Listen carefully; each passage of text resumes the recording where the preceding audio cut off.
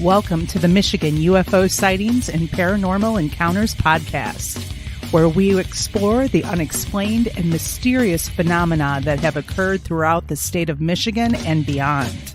From UFO sightings to ghostly encounters, we delve deep into the stories, the evidence, and the theories behind these strange events.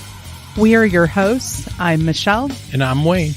We are an educator duo that after an encounter with a triangular UFO in 2018 in Michigan, we decided to investigate UFOs and the paranormal.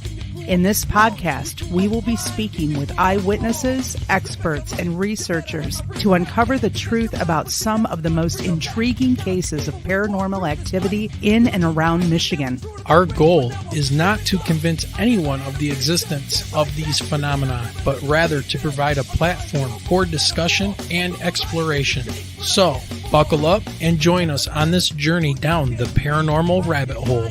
On an escalator.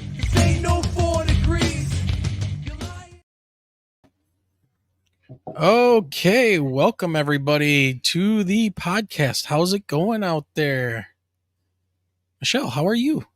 I am doing good, all things considering. Yeah. Well, once again, we are coming to you from southeastern Michigan within the shadow of the great Motor City, Detroit, Michigan.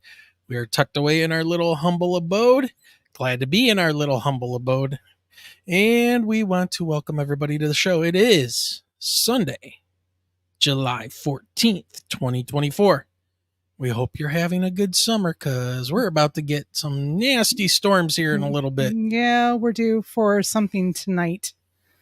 It's been very humid today. Yes. Yeah, very humid. You can feel it in your bones. So just real quick, today we're going to have on a returning guest who's always knowledgeable, always blows our minds, creeps us out, makes me think about all kinds of things and walk away scratching my head. But we're going to have Nathaniel Gillis joining us here in just a few moments.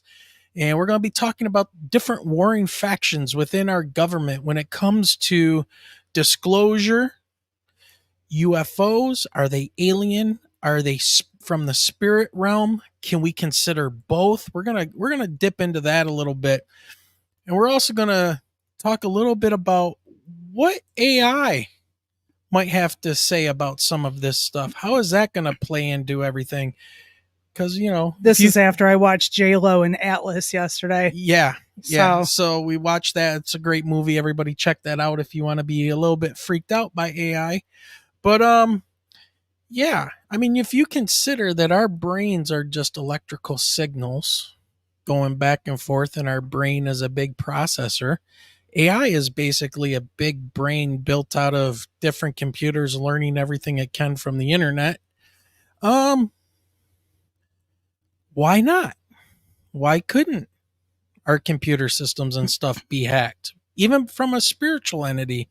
Well, we're going to dig into that. Let's get into that in a few minutes. But first, let's go ahead and talk about, what about you want to send an email to us? Michelle, what do they do? Oh, if you've got an email with a story to send to us, please send it to mi.ufo.podcast@gmail.com. We need some stories here. Again, pretty soon here, the stories that I'm going to have to read all apply to what I'm teaching in class. Yeah. So therefore, I would love some of those home stories. Yep. And then also, if you would like to make a donation to the podcast, if you want to help us out, you can do so with PayPal, Super Chats, buy us a coffee, or join the Patreon. All those links can be found below in the show description, but you can also join our Eyes to That Sky membership right down there below. Just click that join button here on YouTube, and I think it's like $3 a month, and you become a member and use some special emojis, just only for our show. So some custom-made emojis. If Diane was here, but she would be loading up chat right now with all those emojis. Yes, she would. She would. And here we have to say we are 3 episodes away from the 100th episode of this podcast since we got started, just in 2021? Yeah. Yeah. So we have solidified our gathering at New Boston Coney and Grill. It will be Saturday, August 17th from 3 to 7. So there, Wayne's got a thumbnail out. Mm-hmm. We may be setting up for a small recording area. It all depends on their Wi-Fi. It may just be a meetup, eat up, greeting, Yep. chit chat, stories, laughter, raising of an eyebrow. Yeah, well, or all of the above. we hopefully we'll have maybe a laptop or something there where we can do some pre-recorded interviews with people and sit around and listen to your stories and have some good conversations. So, yeah, once again, that's going to be at New Boston Coney and Grill here in New Boston, Michigan, August 17th, 2024. And that's going to be around 3 p.m. to around 7 p.m. Eastern time. So, yeah, we're pretty much 10 miles from the Ohio-Michigan border. We're pretty close to Toledo, right? About 10 miles? No. What, from Ohio? Yeah, the Ohio border. Nah, we're about 30 to 45 minutes away, depending on construction. That far? Yep. I must black out while I'm driving. No, we're about 9 to 10 miles from north of Monroe. Oh, yeah. Okay. So. All right. Well, I say we jump into this and we bring on the man of the hour. And so we're going to go ahead and bring on the founder of a new form of research that he calls necronetics. I think that's correct. Yeah, necronetics. He's a religious demonologist and a 3-time returning guest. Ladies and gentlemen, he's also a good friend of the podcast. And he gracefully agreed to come on the show for us tonight. So, once again, let's bring him on. Nathaniel Gillis, what's going on, brother? How are you? Doing very well. Thank you so much for having me back, and it's great to be with you again. Man, we are super excited to have you on.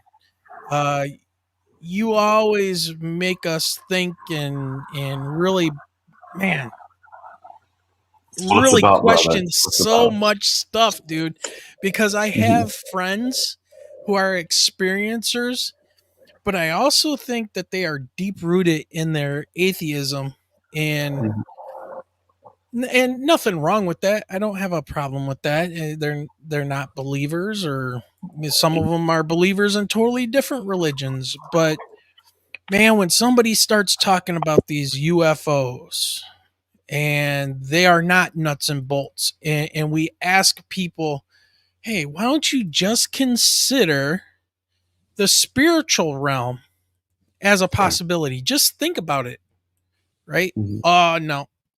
They it's like you say spiritual realm, that equals religion, that equals dogma, that equals some type of orthodoxy, that equals get the hell out of my life. I don't want to hear it. Right. So welcome, man. Brother. Thank you, man. And great to see Michelle back with us. As I stated she's prior, healthy now. That's great. Wonderful. I have a voice. Yeah, I'm excited to be with you guys. It's you know how it is. I told you this in the green room, that you pull on one strand, everything unravels. And I think that it is of the utmost importance that we do not limit ourselves to our own dogma, because the materialism within the field right now is doing exactly that. It can't be one, it has to be one or the other. And so, if anything, and this phenomenon is teaching us that it's not a dichotomy, it's duality. It's not either or, it's both. I mean, our scientists are performing rituals and getting technology. It's not a figment of our imagination. We're not projecting that into the field. It is happening. So it's up to us to evolve into new positions. Well, it's kind of like, are you a biological entity that's having a spiritual experience, or are you a spiritual entity having a biological experience? Philosophers ask themselves these questions constantly. And can the answer just be yeah? Hey, it's that's a tough question. Right. But I think that there's a profound amount of propaganda in the field. I noticed that. And here's the problem I'm having, if I could just be very blunt with you guys. If they can control the question, the answer doesn't matter. And that's what really disturbs me about the extraterrestrial hypothesis. All right, is okay, well, if we're going to talk about this phenomenon, it has to be within this framework. And sorry, not sorry. It's collapsing that model right now. Even Nick Pope, who I know people have their own concerns, and I did too, but I also ran what I'm going to tell you up through a channel I have, and they came back and said this is true. Nick Pope was on with Whitley Strieber not too long ago and said that the biologics that we are in possession of are extra dimensional, interdimensional. Right now, we're within the same model of okay, is it either or? Mm. And so this is where again we have to stretch. It's uncomfortable, but it has Yeah. to happen. Well, maybe we can dig into this a little bit since you brought up frameworks and basically what to me in my mind sounds like, let's control the narrative. And who wants to control the narrative? The Mhm. media and politicians. Because that Right. way, if they have control of the narrative, then they have power over what we then decide what we want to believe. But Yeah. we're within their sandbox. We're playing their game. And I think there's a lot more for us to discover if we can break out of those frames, get out of their sandbox, and go Yeah. explore other places. So uh, I'm curious because, and that's one of the things I wanted to talk to you about was this war that seems to be these factions within DC. The Mhm. disclosure can only come from the government when the president finally walks up to that podium and hopefully not get shot and says UFOs are real, they're here, we've been negotiating with them for 80 years or whatever. First of all, depending on what political party you belong to, you might not even believe the damn president. Just Right. starting right there. Correct. So And I've said this before, and I'll say it again, my friends, that if our model of the phenomenon is wrong, then our timeline can also be wrong. Therefore, uh, true disclosure, could have happened in antiquity. We just didn't fit our blueprint. It was too far out there. And so that's why I've been, as of late, researching the connections between the occult and the science that we are inheriting from them. And we're taking, I mean, not just biologics, but technological advancements and then filtering it through BlackRock and through other conglomerates, even skunkworks, things like that. So my point being is that even some of the technology we're getting came from whatever these entities are. And so, like we were talking about before, where there are strands within the government and within the field that, okay, we want to split the difference in whatever. You can't do it. They're present. And so the problem is how. And again, if we're asking the wrong question, we'll never get the right answer. yeah, I mean, well, this here you go. Here's a good thing. Bad Wolf 66 brings up angels and demons are the same species. I guess it's just their position within the whether they've been booted out of heaven or trapped down here in Tartarus with the rest of us, or what's going on, right? So, what do you think, Right. Daniel? Demonology as a field must be understood within the larger context of the phenomenon. I myself have actually caught this intelligence masquerading as demonic and malevolent hauntings. To where Ah, when you actually, this is getting really deep, where I actually went to vet it. And I mean, this comes with scarifications, writings on the wall, mirrors, where when I went to vet it according to the historical record, the demon didn't exist. So what we're looking actually at, okay, in my opinion, in my perspective, is a phenomenon that will create physiological constructs, archetypes in which it will lean into as a veil, as a mask, to where when we're poking around, okay, to the I guess uninitiated eye, they would think that's demonic, not realizing that all you have to do is trace the bloody footprints back into antiquity. It's not there. And so this gets back into the idea that what we're dealing with is evolving according to our awareness of it. And it's evolving in order to evade. So if I can get you to believe I'm demonic, that's the question. Where's the answer? And likewise, if I could get you to believe I'm alien, that's the question. What's the answer? And so what I've been doing as of late is kind of vetting the phenomenon in the sense that, okay, is this the source? Is this the proto-intelligence itself? Or is this phenomenon leaning in an archetype? And there's been such a profound divide in the research regarding social constructs and physiological constructs. And so in that gap, there exists ritual bowls in antiquity that suggest, hey, I saw an actual horned demon. Okay, right? And then so people in the 21st century say, well, that's a social construct. Okay, it is. But where did the archetype come from? Right. It came from the phenomenon. And so wherein it has no historical record of being true, there is no entity that existed that was demonic.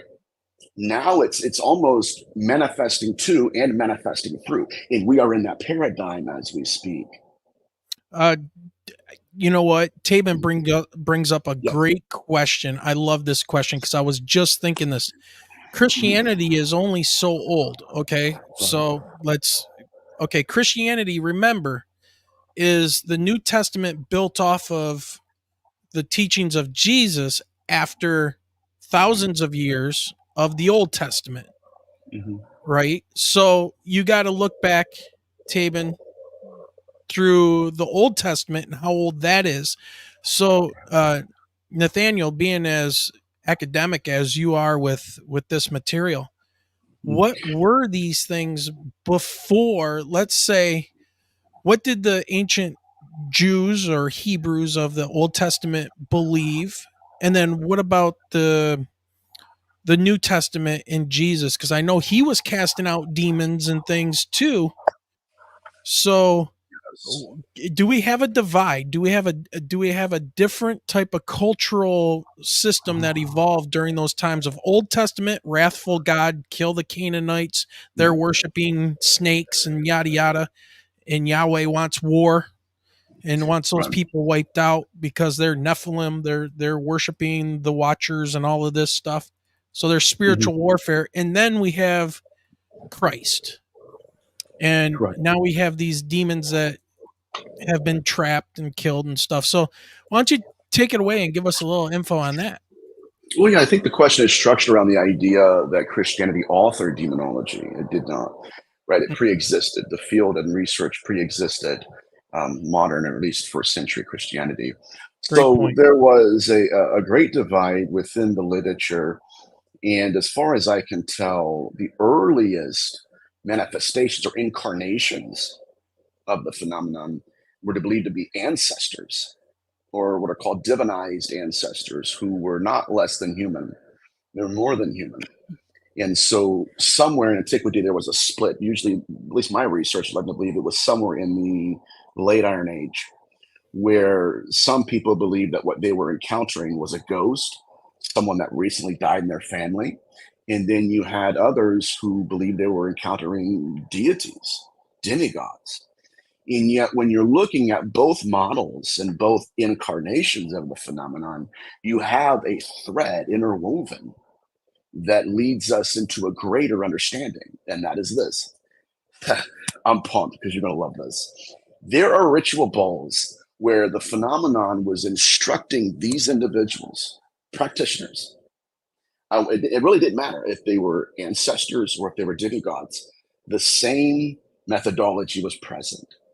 I want an altar. I want an offering. So that intelligence that wanted offerings, that wanted even burnt offerings and altars, it actually convinced these practitioners that if they did not give them what they wanted, they would weaponize apparitions. They would actually weaponize hauntology as a whole and begin to give them a malevolent haunting. We will then turn on you and invade your homes. Now, what this implies is that it's not either or, right? It's another duality. And in addition to that, it also implies that this is not that some manifestations of apparitions, and even maybe all of apparition theory, may in fact stem from the same phenomenon that has been demanding altars since antiquity. In that it is not not just an incarnation, but it's a weaponization of phenomena. And we've seen the same methodology employed at Skinwalker Ranch with the cryptid research. Ah, You see where I'm going with this? People are yeah. going to say, oh, they're separate entities. Okay, fine. Up until they tell you, if you don't do A, B, and C, we're going to incarnate in a different vein. We're going to stretch out to a different branch of the tree. You'll think we're separate entities, but truthfully, right? Same proto-intelligence. But even with the cryptid phenomenon, when Axelrod went to the Skinwalker Ranch to investigate, by the time he was on his way home, he was on the phone. Right there's a wolf man outside of my house, and again, this gets back to the at least the theory that if they can manifest as a cryptid, as a physiological construct, like to where you and I can be talking, I'm not real. You think I am, and yet it's the singular nature of the intelligence. But I also think that this is why the Vatican has come forward with a new, more rigid, right, outline, and I guess it's a constitution. If this isn't it, they're not abiding by this tradition. They're not originating from God. That was alarming to me. And if I ramble too much, just tell me to calm down. My ADHD kicks in when I'm with good hosts. So No, go. but Love it. what that means with the Vatican is they're suggesting disclosure. You ready? There are physiological constructs. There are apparitions that are appearing to people in the name of God and religiosity that are not coming from that source, but they want to be perceived as such. And what kind of struck me odd and perked my ears was why the need to outline how to test the spirits if there weren't other spirits to test. So this kind of gets back to the model of the phenomenon molding practitioners and creating them. And I think I mentioned this in the last show, where a primordial man stoking the embers of a dying fire, instantly a download. Go carve my name into a piece of metal and plant that into a corpse. So what we're seeing, though, is an inheriting of ritual magic and sorcery. And I say that not in the sense that, okay, there's the good side, obviously. But what I'm talking about is something a little bit more sinister, where we become the puppets in the hand of the puppet master. And through the illusion of control, they conjure us, convincing us that we're conjuring them. Ooh. Whoa. See where we're at? That right there. Now, watch this. I've done podcast lectures on that subject alone. Yeah. And the phenomenon is pushed back because the veil thins, and we're like, wait a minute. You're starting to call them out a little bit. Yeah. Yes. The mask is failing. Mm-hmm. Well, you know what? I want to jump over here to this comment real quick from Abbott Hoffman. Says, what if I filled you with fear, saying they were going to invade, and then when they landed, told you that they are actually good angels and here to help us? You would probably believe and serve. Now, in our last episode, when you were on, you talked a little bit about these entities, whatever this is, however it's manifesting itself, so it can actually want to be, or it wants to be worshipped. Is this what we're starting to see here with these acknowledgments and Skinwalker Ranch and stuff like that? It's bringing more and more people forward, more and more people talking about this, but a lot more energy being put into this as well. Yes. The phenomenon is authoring its own mythology within our species by virtue of physiological constructs to which we apply rules that the proto-intelligence does not follow. And so that's why when I look at this phenomenon as a whole, at a macro level, I look and say, okay, despite the various evolutions of this thing, what is it constantly wanting? What is it demanding? What is it requiring from us and the practitioners? And it's primeval, it's ancient, it's not modern. And I think the biggest lie being told now is that it's, and this is just, again, my perspective, and I could be wrong. I'm Sure. not God here, obviously, but, or I wouldn't live in Ohio, joking. But, the thing is, if it's evolving according to our awareness of it, then there is at least in my perspective, a symbiotic relationship between how it's manifesting and from whom it is manifesting. The grammar's off there, but forgive me for a second. Within tulpamancy, there is this theory that we have the ability to materialize thought. And that's not a modern philosophy, that's another ancient motif. But our ancient ancestors had an additional theory added to that concept. And that is that it's not, the tulpa is not just the thought form, the tulpa is the entity forming the thought. And so within that paradigm, you have the archetype. And then the phenomenon comes back as that archetype and interfaces. I'll prove it.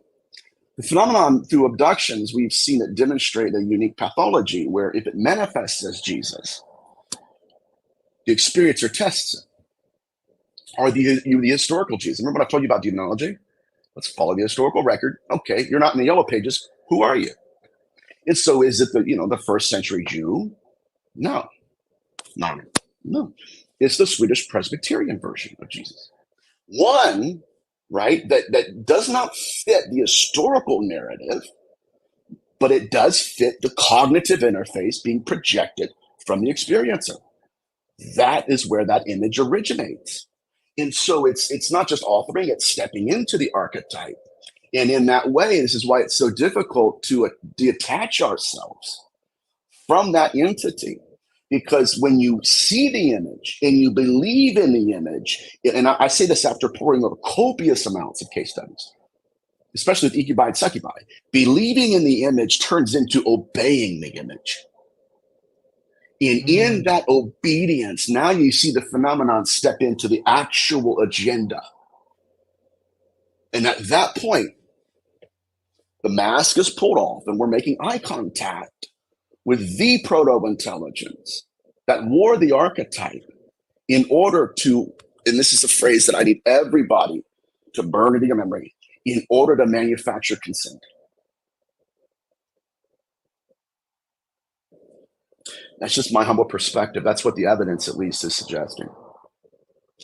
And we don't have a word for that proto-intelligence. We don't even have rules for it at the moment. I mean, some of the sorcery magic I've caught the phenomenon doing, sigils underneath the skin to the surface, we don't even have a frame of reference for that in grimoires. It's not there. And that is what was given to us and practitioners in order to understand them. And so this is what I'm saying, that within the case studies of the incubi, right, I appear as a lover, that mask is accompanied by rules. You're going to obey. I said this before, and I'm going to be on his show again soon. Ted Rice encountered his deceased grandfather. With that mask came a rule. Well, okay, so you're going to act like, right? Because my deceased grandfather, right? He's going to do certain things, and I understand his character. And that was worn up until rather that person, Ted, okay, you're going to trust me. And the phenomenon said no. And so with the mask, there are applied traditions and rules that the proto-intelligence simply doesn't follow. So by proto-intelligence, are you hinting at the fact, well, I don't want to say fact, but are you hinting at the idea that this intelligence was around before we were? Possibly. I'm leaning towards the moment of the first death, whenever that occurred, at least in humanity. I can't prove that, and I had the least evidence regarding that. Mm-hmm. Out of all the research I do, I got to be honest with you. But yeah, I mean, if you look at some of the very first incarnations, wherein this intelligence said, "Okay, peekaboo, here I am. This is what I want," they were deceased ancestors, and we notice this in funerary rites, where somewhere in between shelf tombing, okay, you bury them in the tomb and you leave, and then saying, okay, we're going to build an altar for them. And then the building of altar, they started to see manifestations of the phenomenon. to the point, my friends, where they were constructing their homes and the altars within the proximity of manifestation, which is not what we're doing now. Right? It's what we're doing now. It's not changed. The only thing that's changed, however, is the archetype. And there's a reason for that.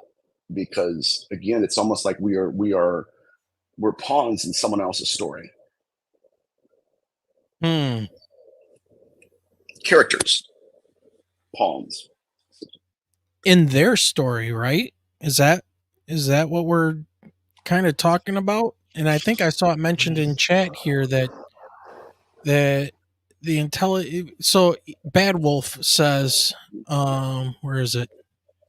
This intelligence is so internal that it is so bored it needs entertainment, so it plays around with humans. I don't know. That's my buddy Peter. Thank you for showing up, buddy. Yeah, these are very good points, very good questions. Why would an intelligence create physiological constructs at all, right? I have a good friend of mine who experienced that in real life. He thought he was hanging out with an ex-girlfriend. It turns out it wasn't her. It wasn't her. And she left in the middle of the night. He woke up the next morning, she's gone. Finally gets her phone number, calls her. That wasn't me. Leave me alone. I told you we're done. You're a freak. You're crazy. No physical evidence she was there. So what this means, though, and this gets back to some of Nick Redfern's research regarding the Men in Black, where the government knows this too, where some of the beings that were knocking on doors and conversing with experiencers were emanations from the phenomenon. That is disturbing, right? It connects directly to the idea of, okay, hey, listen, here's how to test the spirits from the Vatican. It's exactly what they're pointing to. And so what this leads me to, guys, and I may be, crazy here, but we've seen this phenomenon. We just didn't know what we're looking at. And that is a highlighted point I want to make tonight. That there's a reason the phenomenon wants to manifest to the senses we use the most. It's not enough to be present with us. When it manifests as something in many cases we expect to see, or it's an archetype, it's created for itself. But that means that it's blinding us with our own vision. In that if it removes our sight, deafening us with our ability to hear, it removes all of our abilities to analyze it using our senses. How's it doing that? Is it possible that they're targeting something deeper, more ontological within us? Just like when they abducted Betty Luca, they walked through the wall, through the front door, and pressed pause on everybody in the house. What that implies is that they have access to our spirit species in ways that would create ontological shock. Perhaps the soul is the alien, perhaps the body is their avatar, and perhaps some abductions. They are tuning their species in us. And the avatar itself is confusing the two. Throwing that out there. I don't know where that came from, by the way. I don't know, so bear with me. Well, and this makes me think, because I see plenty of things in our Facebook group and a bunch of skeptics and stuff too, and they bring up some great points when it comes to nuts and bolts. Like questions like, why do their craft need lights? Why are people seeing lights on these things, right? Why would they even abduct humans if they're so advanced? What are they doing? Why would they hurt cows? What is it about mutilation? And if you start thinking at that, you start thinking about those questions from that standpoint, what would do that? I believe the people that are saying they're having these experiences, my God, I've had enough people in tears telling me about what's happened to them. But then again, it's like they're kind of right in their question, but this is a different type of entity then that is doing this stuff. Oh yeah. And you with your background in necronetics, right? Am I saying that right? Necronetics? Yes. Okay. Yeah. you kind of coined that term and you brought it on the show back on March. And by the way, people, this is kind of a continuation of the conversation we had back from Part March, two. honestly. Part 2. Yeah, part 2. Um, but really what we were talking about was this entity's ability to self-replicate. And I think that's kind of where you were going with necronetics.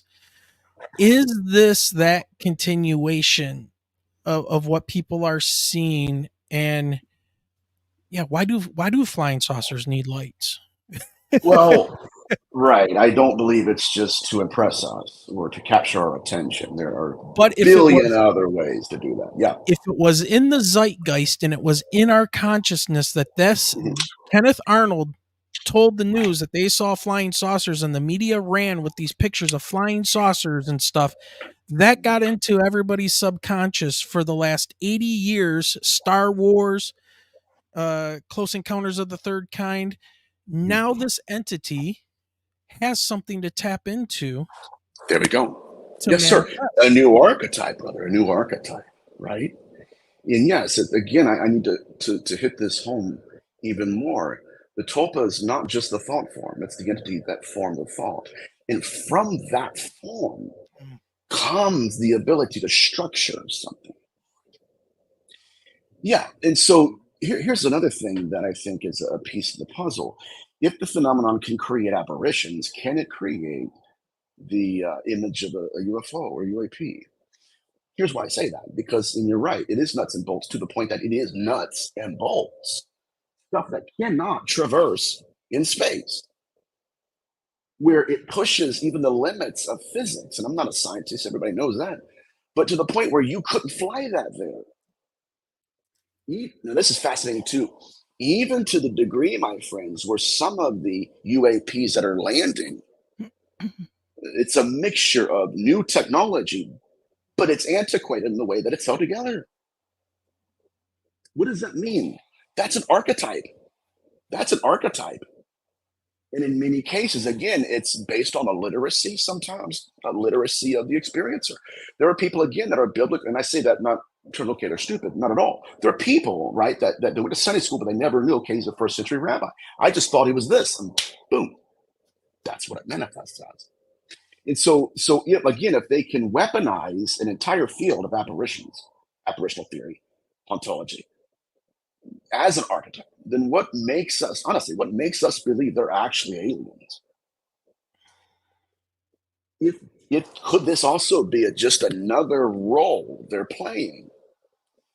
And this gets back to this, and I've spoken this before on the other show, or last show, rather, the skull experiment, where you dial up a number, but he sees the loved one, which is what our ancestors were doing.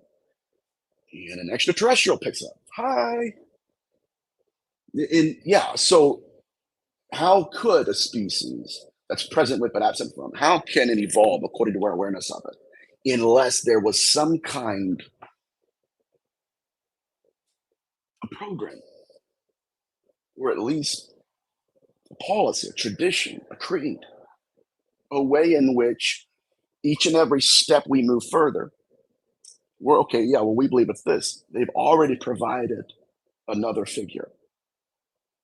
So what this implies to me is that it is a symbiotic relationship, in that the way they're evading us is through evolution, and the way they're evolving is intertwining, boom, projection, archetypes, and then stepping into those roles. Now, this again, we have to see through the mask and see through the incarnations. How do we do that? Through the incantation. They're building ladders of letters, giving us, imparting to practitioners. Here you go. This is how you contact us. So my point here, and I've said this before, I'll say it again, doesn't really matter the incarnation, the incantations are the same. And that has been proven. So then we have to go into a new concept, I guess, which is, okay, if it's not alien, it's not demonic, what is it? And we do not have the vocabulary, at least I don't. Well, if you're talking topas Mhm. and manifestation, it's us. Mhm. It's like a poltergeist. Yeah, It, it's an angry teenage girl releasing energy into the world, and it's listening and returning something back, something along those lines. But Yes. she's also this angry teenage girl, let's say as an example, is also Mhm. working around a framework of when I'm angry and I don't know what to do, I'm going to operate in a framework of what I watched on TV, and I saw this witchcraft show, this movie. I forgot what was it with Shannon Doherty, the one that just recently passed away? Yes. What was the witch show that she was in? It was her and Charmed. Charmed. Okay, Mhm. so now I watch the show. Now I can become one of these things and have a teenage girl power trip, right? Because now I can Mhm. cast spells. Now I feel powerful and I have a way of getting my anger out. However, you are actually putting out your energy into something you don't understand fully. Oh, right. Right. And now you have these topas manifest. Yes. Yes, sir. And I've wrestled with that concept myself. Is it us or is it them? I would suggest that Well, who at least created some. that frame? Who created that Right. frame that she's seeing on TV? Right. Right. Right. Somebody who wrote the program to put on TV, and where they get it. Right. Absolutely, brother. It's trippy. I gotta admit, it's a trippy idea, honestly. But yeah. So as far as I can tell, it's like, okay, Martin Buber was a philosopher, and he says this about God, but I say it's fascinating. God speaks a word and steps into it. The idea is that there is something that's constructed, and then there's something that manifests into the construct. That's what we're witnessing here. And so the relationship, the symbiotic relationship between the image and the archetype may actually be us, but they're giving us a reason to believe in that construct. They told us, right? Oh, okay, listen, if you don't do A, B, and C, we will become that to you. And so it's the evolution, right? It's the hand going into different gloves. It's the root system splitting into different branches of the same tree at will, at will. And this understanding of is it a projection of me is important because I do also believe that there is a secondary intelligence out there, right? It's not just us. We may provide the archetype, but they're providing the phenomenon that embodies it. And so that is a nuance that I discovered within necronetics in demonology and demonological cases where I touched, I said, wait a minute, these altars were constructed to ancestors and then to demigods, right? And then to demons. And then, wait a minute, what? Now to aliens, apparently. So are these thought forms? Some of them, at least that's one way of incarnating. But the symbiotic relationship, it's there, and it's there in the way that they evolve. Now, I don't know if I shared this with you guys or not last show, but whenever I talk about this specific subject matter, I always point to the spider-tailed viper, where the spider-tailed viper will he had first of all his tail it has evolved according to the hunger of its prey. Its primary prey was they're like birds. He's in Iran. And so what it did was it evolved according to the awareness of its prey. Its tail is shaped, colored gray as a spider. And so it'll lay out in the sun. The tail will. The snake's body will be in the shade where you cannot see it. And so it realized that in order to capture its prey, it had to appear as what its prey wanted to capture, the archetype. And the prey looks down and he sees that spider thinking, okay, that's a separate species entirely than what hunts me. And then with the mask, they apply rules. I'm bigger than a spider. And that snake, by virtue of diversifying its identity, is drawing, or shall I say conjuring, and giving its prey the illusion of control, the mask, the rules, and then when it pounces on that spider, the proto intelligence that has always been present, my friends, I'm not your deceased husband. I'm not the ghost. I'm not the demon. I'm not the alien. All of those were to get you in my presence. And now that you're here, there are no rules. And so, and again, this illusory, it's illusion of control. This is what the Collins elite realized. Everybody poo-poos them. It's okay.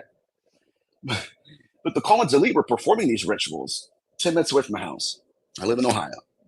They were performing at the Wright-Patterson Air Force Base. And during these incantations, the phenomenon was partially manifesting metamaterial, just hovering. They had gotten to a place where worship, magic, in some cases even sacrifice. Sorry, that's thumbs up. Yeah, Thumbs right. up, yeah. And magic, no. Yeah, right. Wait a minute. Yeah. So yeah, but they had courted the phenomenon, the point of the phone. Here you go. Here you go. So what are we dealing with? I mean, what has the ability again that in order to conjure us, it appeared as the one being conjured. And my friends, we've seen it over and over again. Did I do a seance? Who are we contacting? Oh, it's the ghost of Philip. There's the archetype. But who shows up? So the symbiotic relationship is not just witnessed within the cognitive interfaces. It's like Ted Rice.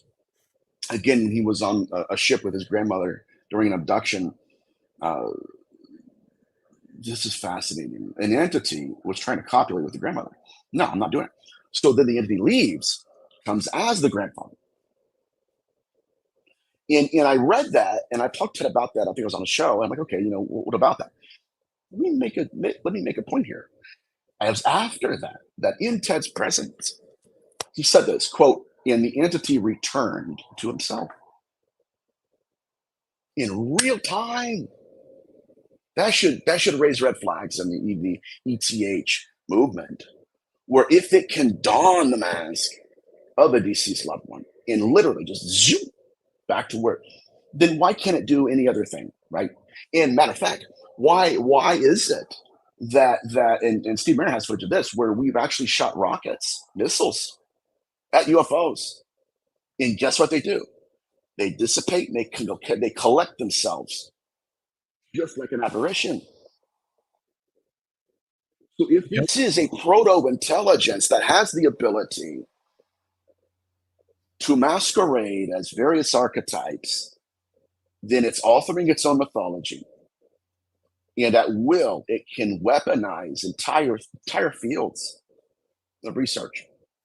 Well, you know what? This is okay. So there's a couple things I need to say. First of all, everybody, you need to go back to our March episode. When UFOs collide with a demonologist, that's episode 82. If you want to go back and learn more about how Nathaniel got into this, what he terms the necronetics, and how he's come to this. And Nathaniel, please correct me if I'm wrong. You really start it by looking at abduction stories plus ancient stories of demonic possession. And you're not saying this is exactly what it is. This, I don't know what it is. you're right, exactly. You're Yeah, not saying no. it's because people. Oh yeah, they're saying it's all demons. Oh, it's all No. yada yada. But you're how do I want to say, corroborating, you're correlating stories of modern day UFO alien abductions with ancient times, and you're seeing all of these similarities connecting that sound almost exactly the same. But they call them different things. Fae, correct. right? Changelings and all of this stuff, but the outcome and everything was the same, which led you to the idea that this is some type of intelligence beyond what we normally would think of. We're just now painting it with UFOs because that's kind of in the zeitgeist of the collective consciousness. Right. So, right. So that's kind of where we were playing around in this in March when you were on the show. Mhm. So I just wanted to kind of let people know that's, if you're a little bit lost, and we're going to be short on time here, but if you're a little bit lost, go back and listen to that episode, and Yeah. it'll help open your eyes to some more of this that we're talking about, because I'm all in on this. I love this stuff, and I really need to get to you with AI, because let's see, Nain right here. This makes me wonder if beings controlling the actions of AI. What may they do with an intelligent program? I mean, that's exactly what I was, when I thought up this stuff, Mm. Nain. And you also put up here, will intelligent beings hide within AI? I work more and more with AI. Everybody does now. So what would this entity, or this proto intelligence, need with us anymore, when we just built an intelligence that it could manipulate and do whatever it wants if it could just easily get in? Yes, yeah, predicated on the program within it. But I think Yeah, that they've already created a version of artificial intelligence. But they've created biological robots, biological avatars. This gets into necronetics. Um, but to exactly. your point prior to that, correlation is not causation. There are a lot of people that, and I say this, and I don't know that anybody's doing this, but I've had other people do this in the field. They will straw man my position, straw man it by saying, "Okay, I'm saying they're all demons." No, it's much more complicated. I wish that was the case. At least we had rules we think they follow, but this is a little bit different. I mean, by a little, I mean vastly different. So what I've been doing is, yes, connecting the, like you said, correlations between case studies in antiquity and modernity. You know, and just to kind of, well, I'll get to that point here in a second, but I want to give some of people a firm foundation of what I'm doing here. In which era literature, these people were being abducted in demonic flights. That's literally what they were called, demonic flights. And they weren't being beaten in confession. No, this was in grimoires, a self-confessed, self-professed. This is what I'm just telling people. And on these demonic flights, we're meeting entities that were masquerading as former lovers. And guess what? Archetypes of the demon. They were taken to undisclosed locations. You know, I was on a show one time and somebody commented, well, I don't believe that at all. That's okay. It's fine. Because this is not Nathaniel. It's just a matter of the historical record. They said this. Ariel Master's book, Eros and Evil, T. Whitten Davies, and go down the list of the books that documented these cases. But anyways, they encountered what they thought was demonic. And when that phenomenon allowed themselves to be conjured by the practitioner, these people realize that, hey, listen, I'm not on the backside of a mountain. This is not a demon. Were they being poked and prodded by metallic objects as an abduction? Check. Right? The same phenomenon, even be impregnated with a fetus. And for those who are wondering what necronetics is, in my research, and I got to be honest, I'm at the very dawning first stages of this. You know, this is going to be kind of like my baby from my life. But essentially, demonology can be summed up in the idea that there is an intelligence that is incarnating as archetypes sometimes in order to impregnate the woman. And then when they impregnate the woman, they harvest that seed, that fetus. They implant their own consciousness into that avatar. We thought that was in ufology. That wasn't. It's in the occult. When you have altars, rituals, and case studies that I've had where they've carved religious sigils underneath the skin to the surface, all of this points to, again, horns and hooves it's rather simple. You know, oh, it's demonic, kind of antiquated. Whatever this is, at least from my perspective, it transcends all known models. How does it do that? By taking all of them and crushing them. Am I material or am I not? Am I physical or am I not? And but that's essentially where I'm coming from. Not, again, correlation is not causation. I believe there is a proto intelligence that's hiding behind the archetypes of demonic and alien, and whatever that is so intelligent that it, oh my God, not only does it know what we believe in, it also knows what we would find worthy of believing in. That above all else, my friends, sends a chill down my spine. Because Richard Dawkins, the great and towering atheist, he admitted something. He said it's almost like something, and this is about as close to creationism as he got. Something designed us to believe. Something designed us to believe. And so it's that belief part that I'm after. Again, it's not just, okay, I'm the descended ancestor. Do you believe I am? And what's so interesting now is that throughout the years, we've been able to vet them. Is there a historical record for this? And what the phenomenon, in my perspective, did is evolved according to our awareness of it. It realized, I'm going to hide in the shade, and in order to conjure them, I'm going to appear as what they would be conjuring. What's the dominating hypothesis? Extraterrestrial. Why? So there's a symbiotic relationship that turned embryonic and parasitic, which we could do another show on that. But all of this speaks to the idea that by believing in the image, you allow it, and it's almost like it steps into that role to fulfillment. Like the case study in India, all 7 men that this one had been with manifested independently throughout the years. Same entity. 7 different incarnations. And it first manifested as the lover that did not wear protection. And I said, why do you think that's the case? Right? Why not the others first? The only thing we could come up with was that it was increasing the probability of insemination, which again is this facilitated deception. Do you believe I am who I appear to be? Yes. Okay, then you're going to have to fulfill what this individual did with you. And so, early on in ufology, it was the idea that we were in a virtual reality, right? All of this was a game.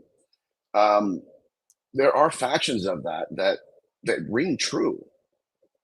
These, whatever this is, it seems to be consciousness based. That's why they can control the body by controlling the consciousness. And it's possible. I'm just going to throw this out there because I know we're like on time. It's possible that what one entity told an experiencer working with Dr. Carla Turner, it's possible that what she was told is true, that the soul itself is a species within.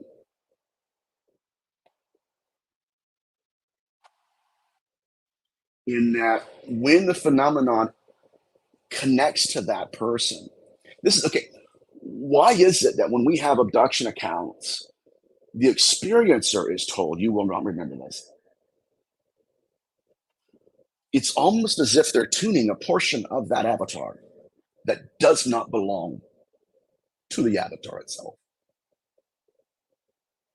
This is why when I lectured in England, my lecture in England was called the Molters, a species within. Because we're thinking, honestly, at least this is what I've been hearing for the last decade, we're thinking, okay, if they invade, they're going to invade us like the Independence Day, they're going to land on the White House lawn. But not if they can invade reality or our perception of it. I don't want to ramble. But all of this speaks to some kind of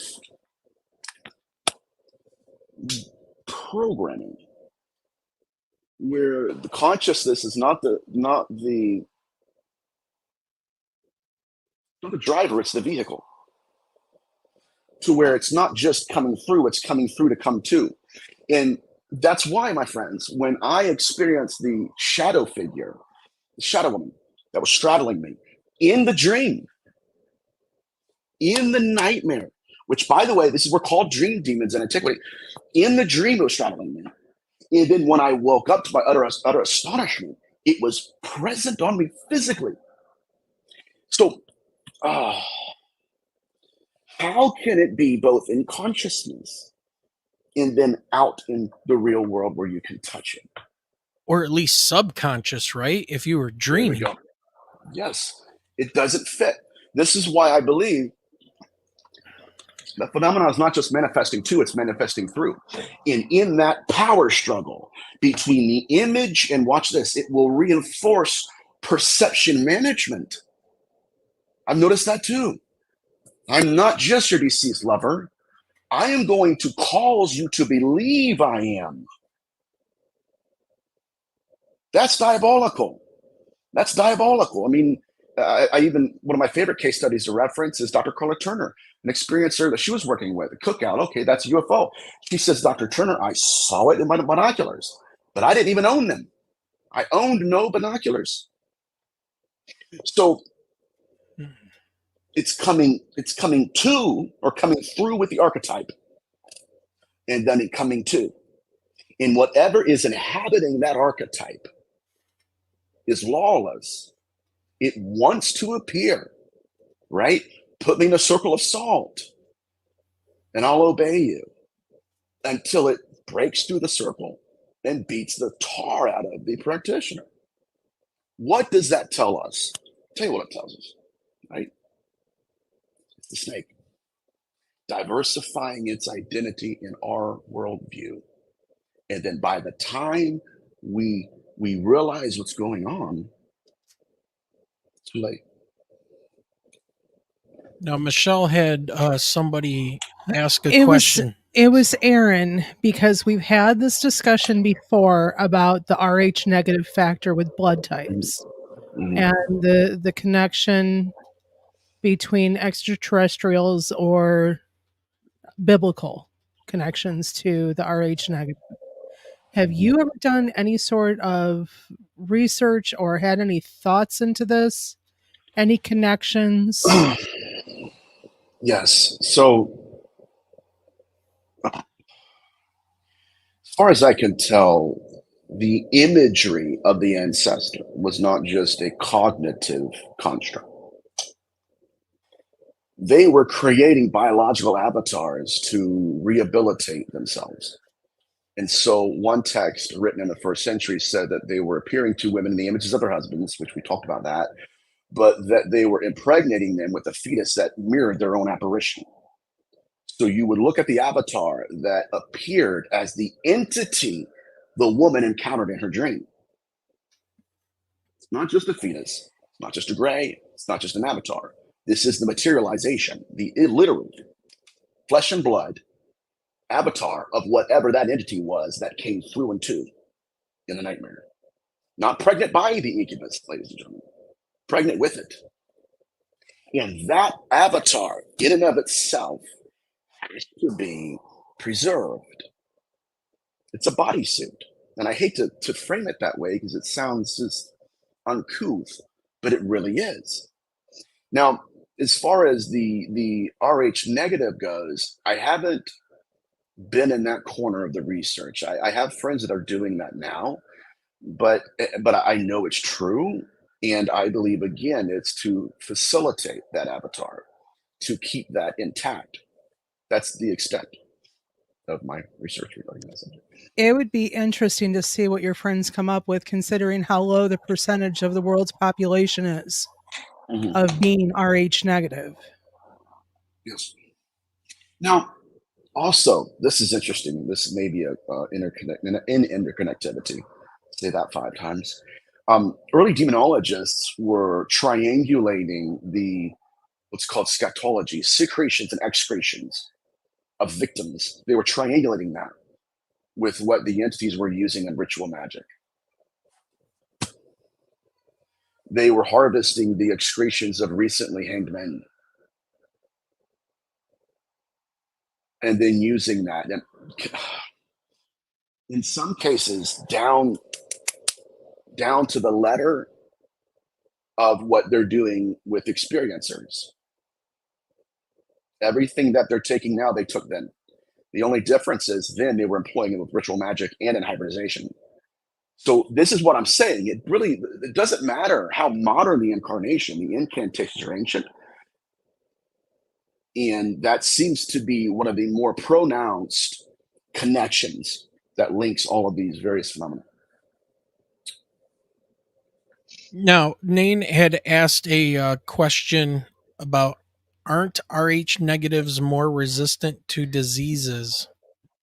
Which, if you're talking about some kind of a hybrid, maybe they're an avatar bodysuit wouldn't it want to be a little bit more resistant? Would that be something Would. you would look for? I would, yes. Anything to rehabilitate what I call the disability of being.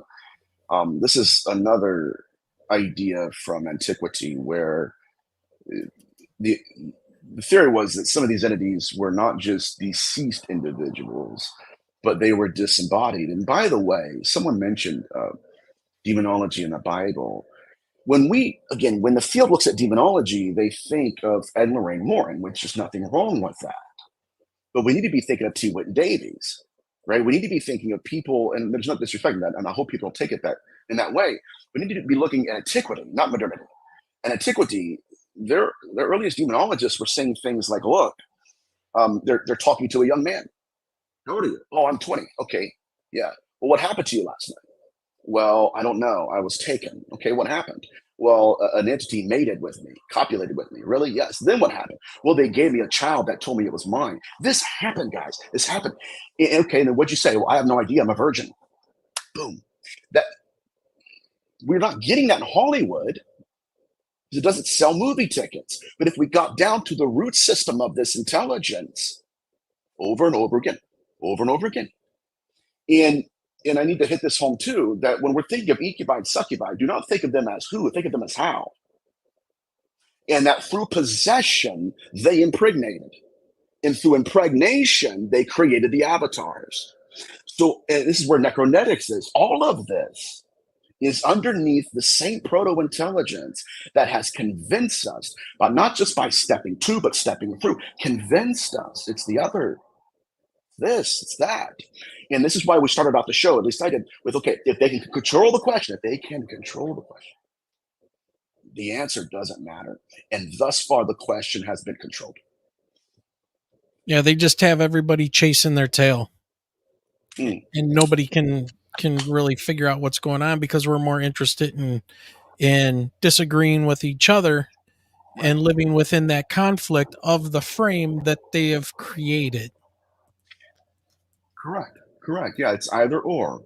It's a Well, dichotomy, right? yeah. And Yep. it's like, oh, it's aliens or demons, right? Yeah, it's like, no.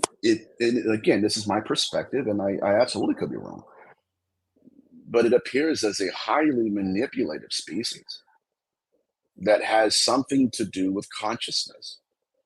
And this is why I said the topos is not just the thought form, it's the being creating the thought, forming the thought itself. And from that projection of consciousness, that's the avatar high. That's why it's difficult. Like I've talked to people where, oh, that had to be my ancestor. Why? You know, again, these other archetypes are equally as valuable to them. The guide, I'm the guide. Okay, tell me. Oh, I had a case one time where a lady and her daughter were abducted from a gas station. Okay, what's going on at the gas station? Oh, that was built about 15 years ago. Okay, what was done before that? Ritual magic on the property. Now there's a faction within the evangelical movement, and I know them. They're great people. But the idea, okay, well, they're, if you're abducted, it must mean you were performing ritual magic. That's equally not true. You have to be very careful. But make no mistake, when people are being abducted, can you manipulate this sigil? Can you manipulate this symbol? Why? Now, if you look at the practices occurring, it's self-serving, at least from my perspective. And again, I could be wrong. Well, Nathaniel, we're running short on time. And when you were talking earlier, I started jotting down some notes when we were talking about, you were talking about abduction, embryo harvesting, basically. And, and you said it's not alien, it's a cult. And I started writing this down. And I guess we could end on this. And everybody, I'm sorry, we are on a time crunch. We'll get Nathaniel back on here, but I promised him about an hour and 15 minutes. So we'll get him back on here and we'll go to town eventually. But I wrote this down. Rosemary's Baby. Right. The Omen. Aren't they always trying to manifest and bring it about the Antichrist in human form to take over and finish out the prophecy of Revelations, and here you go. And I'm sitting here thinking, when you said that, man, it flipped on a light switch for me. Like, hold on. These stories that we're even telling right in front of our eyes. Right. Let's watch The Omen, and then let's watch a movie about Betty and Barney Hill. Oh my God. Yeah. And Back how to are they back. different? How are they different? Well, Wayne, here's how bad it is. They're different because I say so. Right? Oh, crap. My bad. No, they're different because the phenomenon told us they were. And that's where I'm at right now. And it's Yeah. frustrating because what I'm noticing, especially in the field, is this is the byproduct of entertainment, right? Okay, it's demonology, it's Ellen Rain Warren. No, listen, this is a little bit more in depth. Nothing against them. Again, this is back to the root system. And the main problem we're having now is the phenomenon has evolved. It realized, okay, I can't be dear. I'm Edna. I can't. Okay, well, they're starting to learn a little bit more. How about I introduce an archetype they can no longer vet, to where we can be trained as a species that manifestation equals truthfulness. You know what this? Oh my God, dude, you're blowing my mind yet again, because where you just said they're evolving, right? Mm-hmm. That they're learning. I'm sitting here thinking, that's freaking AI and virtual reality. Oh, it gives you chill. I'm telling you, and this is a phrase I use, but I don't do it. This is a 24-packer concept. Like, this is like, I need to go get lost in the wilderness and just take some DMT or something. Because what we're looking at, again, is the evolving in order to evade. How is it evolving? According to our awareness of it. And I think I was going to make a point, but I forgot. But yeah, so that's the entire narrative here, is that it's something wholly other, WHOLLY, wholly other, completely different. And we are locked within this prism where anytime we start asking the right questions, the phenomenon pushes back. Why? Because there are some archetypes that are not accurate. They're devoid of any historicity. Gone. Why? It's not real. And it's just, I forget where I was going. I was going to tell you something, but Well, that makes me think of the yeah. story you hear about on Skinwalker Ranch, in one of the books that was written, talking about some of the experiences that the scientist had out there, where there was the dino beaver. Right. There's an example of the archetype got wrong, and everybody saw it and called it out, and we're like, what the hell is that thing supposed to Yes. be? Yes. It improvises. Yeah. I had a case study where this was an adult I was talking to, but she said that at the time of her abductions, and when they started, I guess, when she was a little girl, it abducted her as her favorite cartoon character. Now, are we going to suggest that we're Yes. being invaded by cartoon characters? Yeah. No. Then why the extraterrestrial? It's, if I'm everything, I'm nothing. If, it doesn't make sense. And yeah, so whatever we're dealing with, it's authoring its own mythology. And people will say, well, you know what? Because I had some guy, you're just talking about mythology. Absolutely. Do you realize what our future children are going to say about this? 200, 300 years from now, they're going to look at us. Oh, extraterrestrials, right? They're going to be like, extraterrestriology. They're going to come up with some new phrase. And yeah, so it's evolving according to awareness of it. It's evolving in order to evade. That's what I was going to say. So within the symbiotic model, and I think you're a science teacher, right? Yes. Okay, you may know this more than I do, obviously. But it's learning. And that's what the species has done. Learned.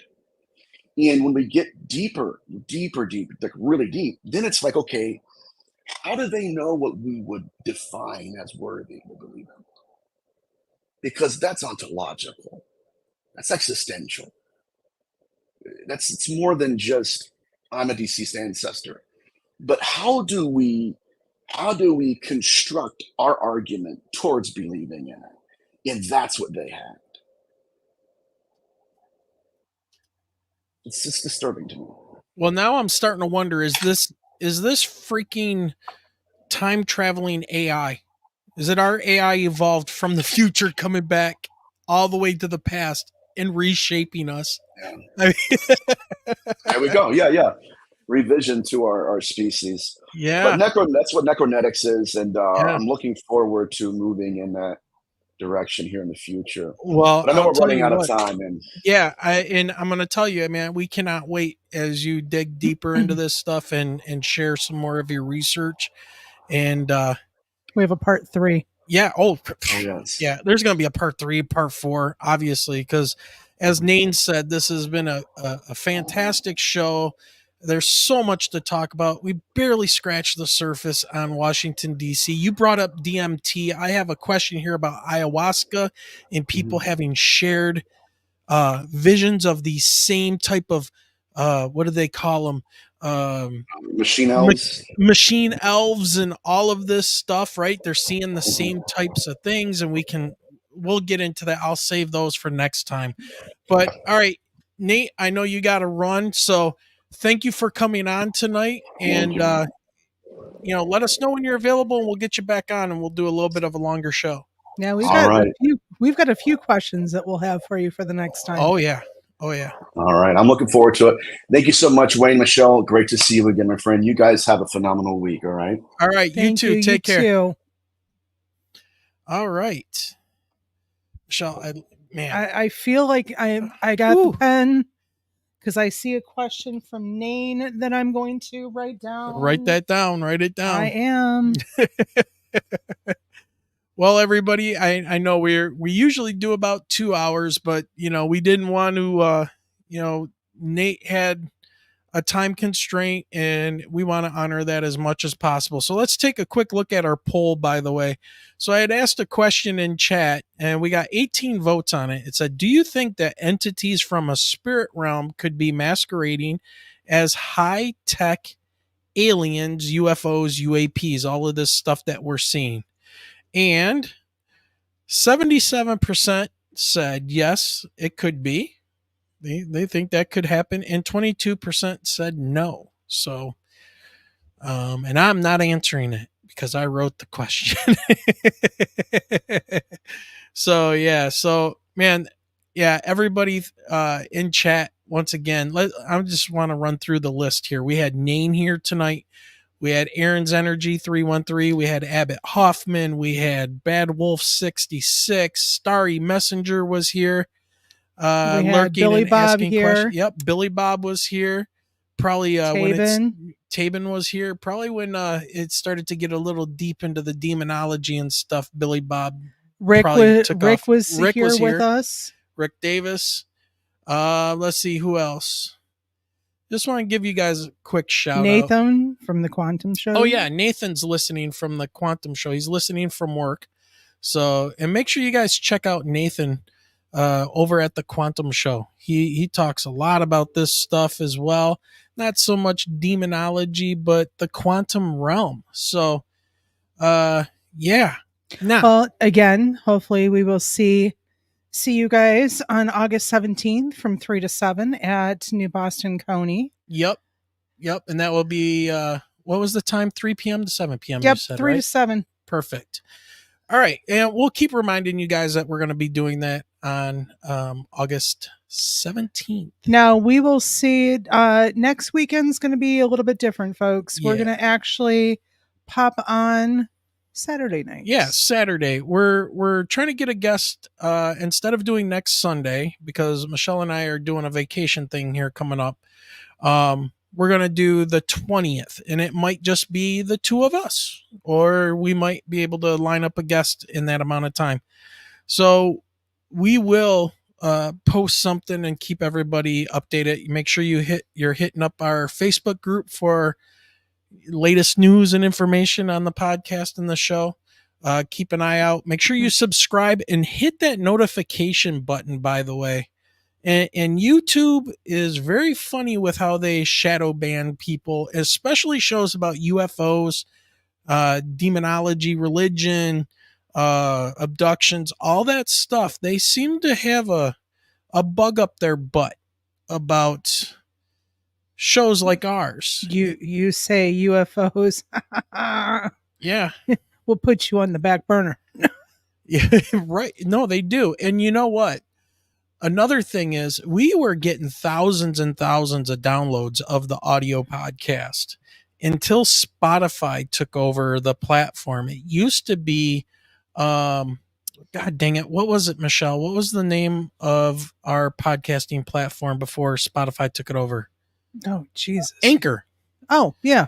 Anchor would host for free as long as you put their ads in, and they would give you a little, like, what was it? For every 1,000 plays, they'd give you like a penny or something like that. And we would get thousands of downloads while Anchor was running the podcasting platform.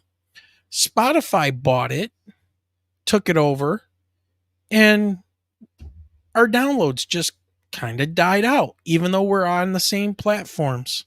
So don't know what happened there, but they really seem to be YouTube, Spotify, which is, Anchor now, and anybody that goes out to is they're just trying to quiet us. A lot of shows out there are like that. They're yucking our yum. Yeah, they are. They are. We should be growing by leaps and bounds with the artist we have on here and the authors and everything else. And yeah, it's not happening. And when I look at our numbers just from our podcast numbers, so they're dialing us back. They don't like us very much, I guess.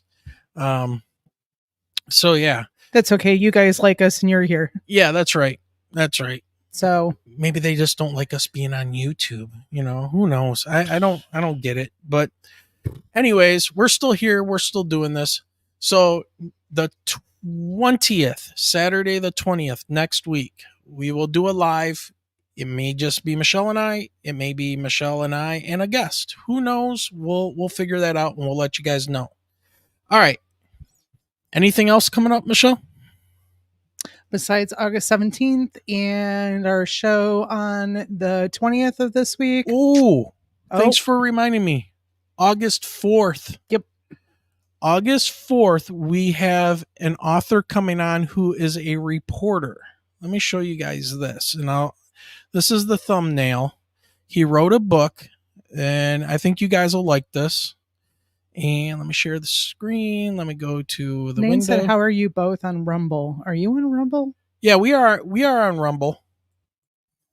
Yeah, we are on Rumble, but uploading videos onto Rumble takes forever.